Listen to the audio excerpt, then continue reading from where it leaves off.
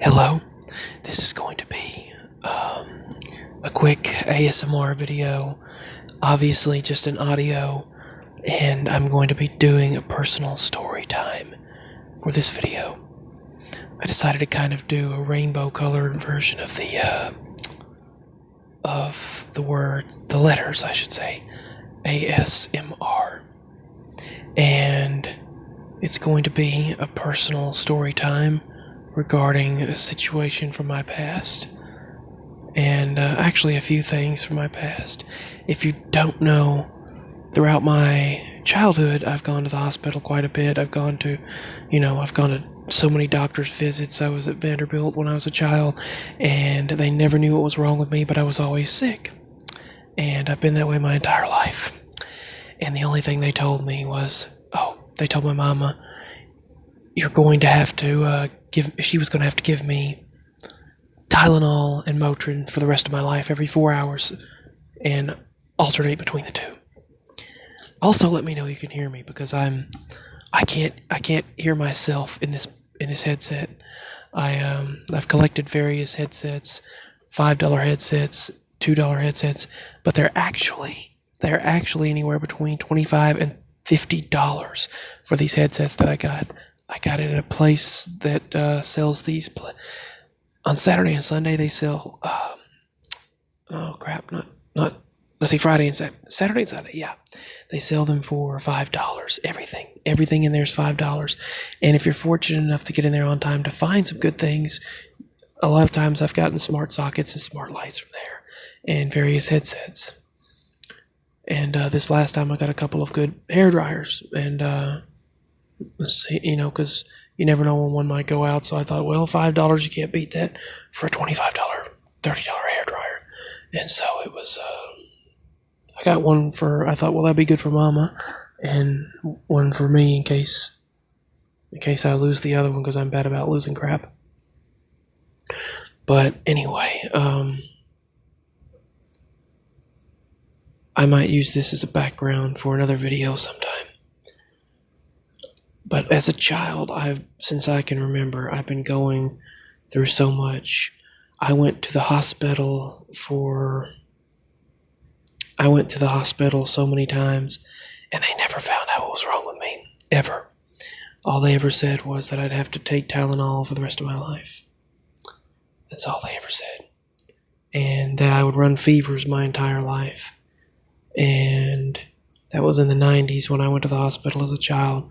I can still remember the doctors surrounding me, and they would just sit there, and they would sit there surrounding me and try to take DNA tests and various things, and they would take boogers out of my nose with this stupid little suction thing, and it was really scary as a child, being 3 or 4 years old in there and still remembering what they were doing. And I was just a baby even, and I still have vivid, scary memories of these people doing various tests on me and crap, and they never could figure out what was wrong. And they just said, well, I've got an illness that no one can figure out. I'll have to take Tylenol and a Motrin every 4 hours for the rest of my life. And that's what they told my mama. And I remember sitting on that hospital bed with 104 fever, 106 fever, and no one could ever figure out. Even one of the actual doctors, it was a doctor locally back then when doctors were any good. He said a prayer for me. And I woke up there. It's storming right now over us right now. So I don't know how long I'll be able to make this video, but it's coming kind of a strong little storm. And yeah, he said a prayer over me, which was really sweet. But the thing is, I've gone through so many different things, and I went to, during high school, one of the experiences I wanted to share, regarding a paranormal, supernatural type of thing. I went to to the hospital that I had to go through testing, and they wheeled me through in this gurney thing. We went down the elevator, and he wheeled me in there. This individual wheeled me in there. He was a he was a skinny guy. He was a there was this white woman upstairs, and then she had put the wristband on me, and then this black guy took me downstairs into the and I'm not bringing in racism kind of crap. People will say, "Oh, you're mentioning a color." No, it's not. It's just mentioning what happened and who the individuals were. I love everyone no matter what. But moving back to what happened, the guy wheeled me out of there and said, "Everything's going to be all right." And here I am on this thing, about ready to go through testing, and I'm sitting on there. I'm in high school. I think I just started my 9th grade year, and this has happened over and over and over and over. And they wheel me down through the hallway. Now here's the thing: it's not the first floor. It's not the second down. It's the third down. You have the first floor, and then there are 3 down, and they wheel me out of there, and the guy says, "It's going to be okay." Wow, this stylus is doing awful. The guy says, "It's going to be all right," and he said, "You might see and hear a few things down here." And I was thinking, okay, so because I've dealt. He said, "But you're a big, strong guy." He said, "You're a brave guy, I could tell." So all in all, we go down this hallway, and we go about, I'd say, 3 or 4 doors downward, and then we take a left down that hall, and there's several directions, and it's very, very dark. And once I'm taking several hallways down, he said, "Man, you could easily get lost down here." And he's like, "You could really get lost down here, couldn't you? Thank goodness I know my way around." That's a really assuring thing to hear from someone taking you down three floors down from the first floor on the ground. And we're like sub-basement level. We are sub-basement level. And it's down there where the infirmary room, where the dead bodies are and everything. He said, "We have to keep it cool down here for the equipment. The lights are really dark. It's a dark area." He takes me down through the hall. Finally, we reach the end. And there's this door, and it opens, goes into this dark room. And if you go even further down that hallway, apparently that must have been where they keep the bodies for examination, and dead bodies and things. Well, I get led into that room there, and once I'm led into the room, he wheels me through there, and then I'm in one of those. See, they have several chairs and things where they can sit down, but my mama is 3 stories up. Well, there's a glass door, and then, there's a glass window. I'm sorry. There's a glass window where they can all watch, but there's this one guy, and he's sitting behind there. He sits back there on the computer screens doing all of this tech work and things to run this huge machine that I've got to be put up on. And if you're aware of these things, it's those things that they look like that, and you got to go inside them, and it's like dum, dum, dum, dum, dum, dum, dum, dum, dum. They make all that noise, and you're stuck inside that thing. Well, that's what that's what you're going to be inside of for like 45 minutes, and then they let you take a break, and then the next 30 minutes. So you're in there like an hour and a half maybe, and once you're in there, you can't get out of there, and it's like, you know how that is. Claustrophobia sets in and all of that. But I did pretty good. He said most people would have been claustrophobic. He said, "You did awesome." But the elevator is long away, and I remember one of the times I went in there, they had, I think, 6 people. There were 2 nurses and two male nurses, 2 female nurses, and one doctor came in there and said, "Everything all right?" And I was like, "Yeah, I'm doing okay." "All right." And he left, and then they left me with 1 person. Now the first time I went in there and had tests done and everything, they left me with 1 person, and the guy said, "If you hear something or see something, he said, if you hear or see anything, that's okay. Everything's fine." And I was thinking, okay, so there I am. There I am on that thing. And there's the guy controlling the computers and everything. And he puts this fluid in me in the veins and he said, you're going to taste something bitter. So I tasted the bitterness. I had to drink a long, yucky drink first. And then they did the testing. And then he put this stuff in there. It kind of made me more relaxed so I wouldn't be as anxious. But then he went back into that room right there, opened the door, sat in there in a dark room. The only thing I seen was a computer screen right there, dangling off of there. And it was showing me my insides and things. And they had one over here that was showing a bigger screen. And they told me to watch that screen and if I would like to see what's going. That's the fluids going through me. And he told me everything that was going on. And so I'm just sitting in there. And then here I am in this thing. Kind of just got to keep your arms to your side and your legs in there. And very, very tight space. I mean, there's like that much room around you. It's like right above you. I think there's like, here's your body. There's your body. And your arms are like that. And it's like this. And you're like that much space. There's not even that much space in between you. You know those things, how they are. But we heard a sound over there. It was like a pop and a noise. And he said, that's probably just one of the ghosts. And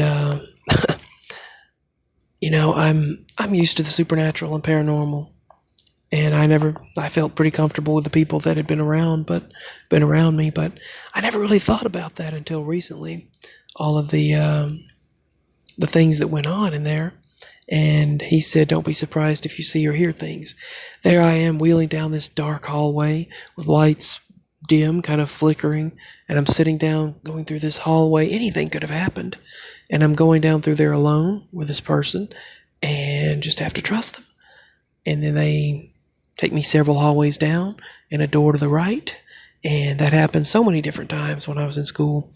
I went to 6 different doctors, an infectious disease expert, a skin specialist, a dermatologist, that would be who that was, foot doctor. I went through because I had so many aches and cramps and pains and foot cramps and problems, and I had side pains and body aches and everything. They found Helicobacter pylori, H. pylori in me. They went through several testing. They went through extensive studies, examined my stool, and when they did that, they discovered that thankfully I had TennCare.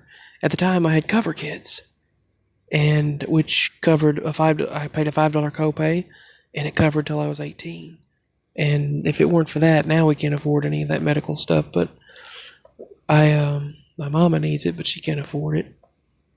But they did all kinds of testing. 6 different doctors, 2 primary doctors, and 6 different specialists, an infectious disease expert.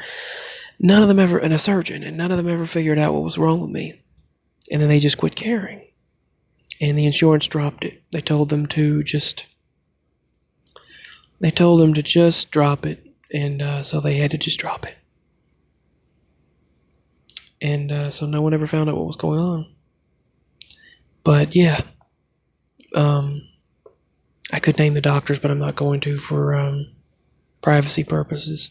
But yeah, I went through so many different doctors, and none of them ever helped. Some of them acted like they were going to, but they never did. It was all a front, and it was sad, but it's true. It was all just a front. They pretended like they were, going to do something, but they never did. And I never got the help that I needed. My mama never got the help that she needed, and none of us ever did. I think there was a door, there was separate doors, and they would open electronically using the name tag that was on the doctor. But yeah.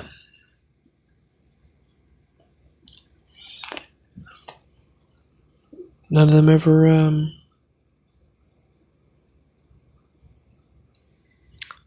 helped.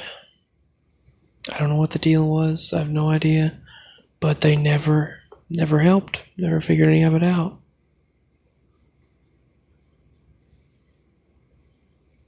And I went through various testing, various studies. In school, I would always black out.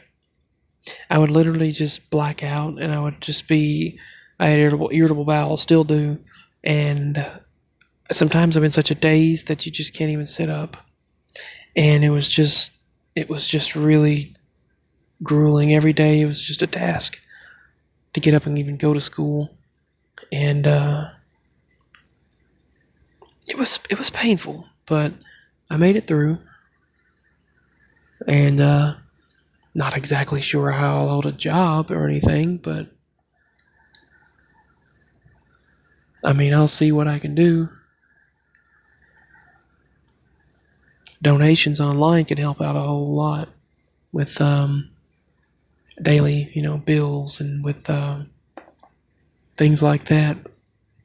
But what I went through in school was it was quite hectic, and this one memory stands out though, where the guy would mention.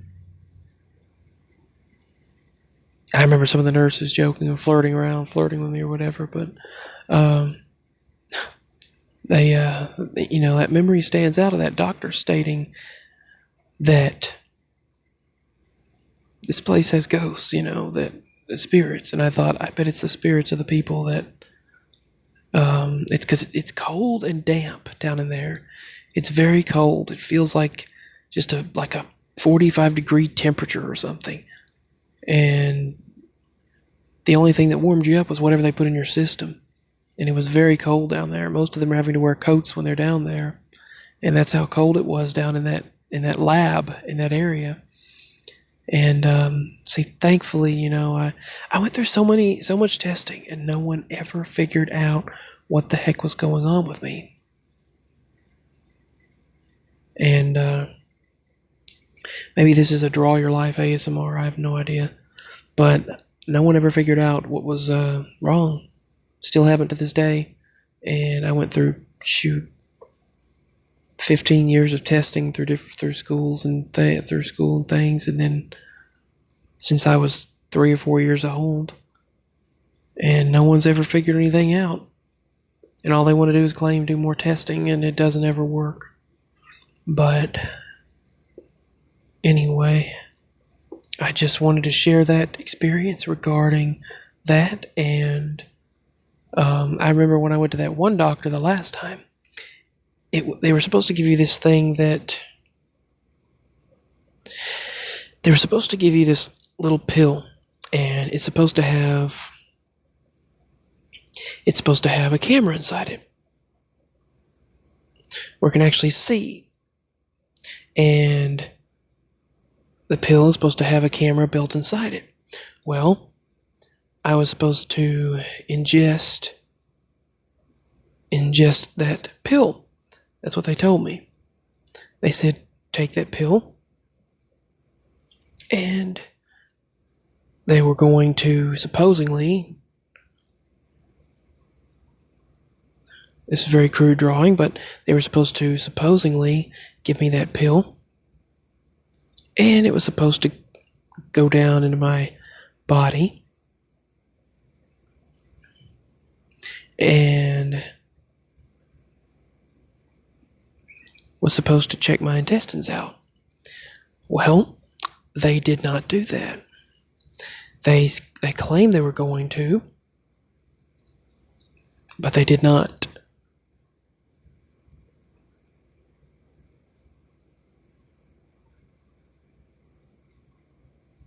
And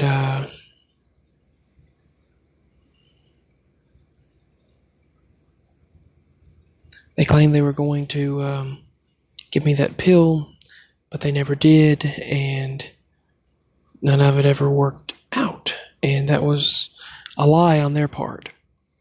And he said, no, I didn't tell you that. I never told you I was going to I never told you I was going to do that. They said, fine, we'll do it. And then the insurance dropped me, and yeah, that's what happened. So I went through a lot, and I was crying at that point, because I really wanted to find some help. Then they sent me to a surgeon. Then he said, "What are you doing here?" And he said, "Your liver's only 40% off." And I'm like, "Isn't that enough?" And he said, "No." He said, "You have no problem." And my side was hurting, my body was aching, and they treated me like dirt, most of them. I don't know what the deal was. They just didn't want to. They just didn't want to cover it or have pre-existing condition or something. I don't know. But anyway, that's what happened, and they never did follow through with that. And they were going to test for Crohn's and all that stuff, and they thought that I had Crohn's, or let's see, what else was it? They were thinking. We were thinking my gallbladder was out, because both my mama and my daddy had gallbladder problems, and they both had to have their gallbladders removed. I had my tonsils and adenoids removed, but the adenoids grew back, the adenoid, and then one tonsil grew back. So I'm having more strepto problems and all that. But anything rare is always going to happen to me. It's always going to do that. Both my parents had their gallbladder removed, and I had appendix surgery in 4th grade. I had to have my appendix removed because it was about to burst. They said I would have probably died very soon. It would have burst within no time had I not. And they were wondering, do you think I should have surgery? The doctor was asking me as a 4th grader. He was asking me whether or not do I think I need the surgery, and asking my parents. And then when the results came back, I went to the hospital emergency room, and then they came back in after I drank that drink and did that test. They came back in running to me and wheeled me into that emergency room, wheeled me into that ER, wheeled me down there to the surgery room, and they put some stuff in my veins immediately and put a mask over my face and put me out. They said, "We're going to take you to surgery immediately. Your appendix has to come out," or I would have died. It would have burst. And so, yeah, that shows how competent doctors are. So this has been personal story time. I decided to share a little bit for this ASMR sort of soft-spoken video, and sort of a draw my life video, I suppose. And I just decided to share a little bit about what all happened. So peace, love, and many blessings, and as always, sweet dreams. Hopefully you can hear the microphone headset. Peace and sweet dreams, everyone. Bye.